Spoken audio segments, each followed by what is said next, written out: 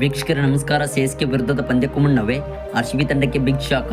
MS Dhoni ಅವರು RCB ತಂಡಕ್ಕೆ warning ಕೊಟ್ಟಿದ್ದು, ಆದಾಗ್ಯೂ ಎಂಎಸ್ ಧೋನಿ ಅವರು ಆರ್ಸಿಬಿ ತಂಡಕ್ಕೆ ಹೇಳಿದ್ದೇನು? ವೀಕ್ಷಕರ ಇವತ್ತಿನ ಸ್ಪೋರ್ಟ್ಸ್ ಮಾಹಿತಿಯನ್ನು ತಿಳಿಯುವುದಕ್ಕಿಂತ ಮುಂಚಿತವಾಗಿ ಎಂಎಸ್ ಧೋನಿ ಹಾಗೂ ವಿರಾಟ್ ಕೊಹ್ಲಿ ಅವರಲ್ಲಿ ಯಾರು ಬೆಸ್ಟ್ ಬ್ಯಾಟ್ಸ್ಮನ್ ಎಂದು ಕಮೆಂಟ್ ಬಾಕ್ಸಲ್ಲಿ ಕಮೆಂಟ್ ಮಾಡಿ ತಿಳಿಸಿ. ಹಾಗೆ ನೀವು ವಿರಾಟ್ ಕೊಹ್ಲಿ ಅವರ ಅಭಿಮಾನಿಗಳಾಗಿದ್ದಲ್ಲಿ ವಿಡಿಯೋಗೊಂದು ಲೈಕ್ನ ಮಾಡಿ.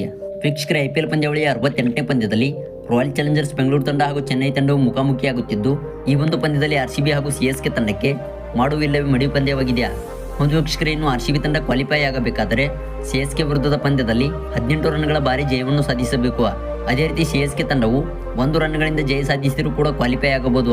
ಹಾಗೆ ವೀಕ್ಷಕರೇ, ಆರ್ಸಿಬಿ ತಂಡವು ಆಡಿದ ಹಿಂದಿನ 5 ಪಂದ್ಯಗಳಲ್ಲಿ 5 ಪಂದ್ಯಗಳನ್ನು ಗೆದ್ದುಕೊಂಡು ಉತ್ತಮವಾದ ಫಾರ್ಮ್ನಲ್ಲಿದೆಯಾ? ಇನ್ನು ವೀಕ್ಷಕರೇ, ಚೆನ್ನೈ ಸೂಪರ್ ಕಿಂಗ್ಸ್ ತಂಡವು ಆಡಿದ 5 ಪಂದ್ಯಗಳಲ್ಲಿ 2 ಪಂದ್ಯಗಳನ್ನು ಸೋತಿದ್ದು, ಅದೇ ರೀತಿ ವೀಕ್ಷಕರ ಹಿಂದಿನ ಪಂದ್ಯವನ್ನು ಚೆನ್ನೈ ಸೂಪರ್ ಕಿಂಗ್ಸ್ ತಂಡವು ಗೆಲುವಿನ ಮೂಲಕ ಆರ್ಸಿಬಿ ತಂಡವನ್ನು ಎದುರಿಸಲಿದೆ. ಇನ್ನು ವೀಕ್ಷಕರ ಪಂದ್ಯಕ್ಕೂ ಮುನ್ನವೇ ಆರ್ಸಿಬಿ ತಂಡಕ್ಕೆ ಎಂಎಸ್ ಧೋನಿ ಅವರು ವಾರ್ನಿಂಗ್ ಕೊಟ್ಟಿದ್ದು, ಅದೇ ರೀತಿ ಆರ್ಸಿಬಿ ತಂಡಕ್ಕೆ ಚಿನ್ನಸ್ವಾಮಿ ಕ್ರೀಡಾಂಗಣದಲ್ಲಿ ನಮ್ಮ ರೆಕಾರ್ಡ್ಗಳು ಉತ್ತಮವಾಗಿವೆ, ನಮ್ಮ ಪ್ಲೇಯರ್ಸ್ಗಳು ಉತ್ತಮ ಫಾರ್ಮ್ನಲ್ಲಿದ್ದಾರೆ, ಈ ಒಂದು ಪಂದ್ಯವನ್ನು ನಾವೇ ಗೆದ್ದುಕೊಂಡು ಕ್ವಾಲಿಫೈ ಹಂತಕ್ಕೆ ತಲುಪಲಿದ್ದೇವೆ, ಆರ್ಸಿಬಿ ತಂಡವನ್ನು ಇಲ್ಲಿಂದ ಸೋಲಿಸಿ ಪ್ಲೇ ಆಫ್ನಿಂದ ಹೊರಗಿಡಲು ಎಲ್ಲ ವ್ಯವಸ್ಥೆಗಳನ್ನು ಮಾಡಿಕೊಂಡಿದ್ದೇವೆ ಎಂದು ಎಂಎಸ್ ಧೋನಿ ಅವರು ಪ್ರೆಸ್ ಕಾನ್ಫರೆನ್ಸ್ನಲ್ಲಿ ಹೇಳಿದ್ದಾರೆ.